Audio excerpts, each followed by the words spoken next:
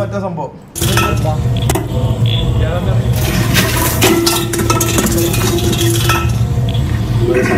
ഇത് മറ്റേ വീടിന്റെ സ്ഥലം അളക്കുന്നതാ.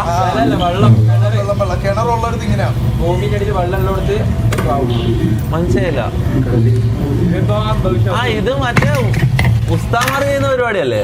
മറ്റേ നമ്മൾ മറ്റേ കിണർ ഒഴിക്കാൻ വേണ്ടി ഉസ്താദിനെ വിളിച്ചിട്ട് കിണറിന്റെ സ്ഥലം അളക്കുന്ന ഇങ്ങനെ വെള്ളം ഇങ്ങനെ കൊണ്ടുപോകുമ്പോഴത്തേക്ക് അവിടെ എത്തുമ്പോഴത്തേക്ക് വെള്ളം പോകും. സുന്ദര ഇല്ലാടി സിനിമയിൽ ഞാൻ ഇതേ സംഭവം കണ്ടിട്ടുണ്ട്. ഇത് സ്കാം അല്ലേ? ഇത് സ്കാം അല്ലേ? അല്ല, കുറ്റി അടിക്കുന്ന സുന്ദര ഇല്ലാടി സിനിമയിലുണ്ട്. കുറ്റി അടിക്കുന്നല്ല ഞാൻ ചോദിക്കുന്നത്. ഈ കിണർ കുത്തുന്നതിന് ഇങ്ങനെ വെള്ളം കിട്ടുന്ന ആൾക്കാർക്ക് മനസ്സിലാവും. അങ്ങനെ ഭൂമിയുടെ സ്പന്ദനം അങ്ങനെ എന്തോ ഒരു സംഭവം കണക്കിലാണ്. അങ്ങനെയുണ്ട്. ഇത് കുടത്തിലല്ലേ? ആ കുടത്തിൽ വെള്ളമല്ലേ? വെള്ളത്തിന് കണക്കുണ്ട്. വെള്ളമുള്ള സ്ഥലത്ത് വെള്ളം അങ്ങോട്ടേക്ക് പോകും, കുടം പോകും. കുടം അങ്ങോട്ട് എത്തുമ്പോൾ പക്ഷെ ഇയാൾ അങ്ങനെയല്ലല്ലോ. ഇയാള് മറിക്കുന്ന പോലെ എനിക്ക് തോന്നുന്നത്.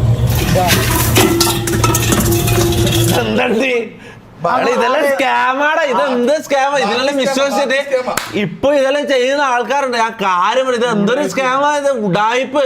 ബാക്കി സ്കാം ആ കാര്യം ഞാൻ പറയുന്നത്. ആ പരിപാടിയെ ഉടായിപ്പാന്നാ പറയുന്നത്. അതില് ശാസ്ത്രീയമായിട്ട് അതിനൊരു പിന്തുണ ഇല്ലാതെ ഞാൻ വിശ്വസിക്കുന്നു. ഫിസിക്സ് അല്ല, സയൻസ് ആണ് ഇതിൽ വേണ്ടത്. ബയോളജി സയൻസ് ആണ് ഇതിൽ ആവശ്യം.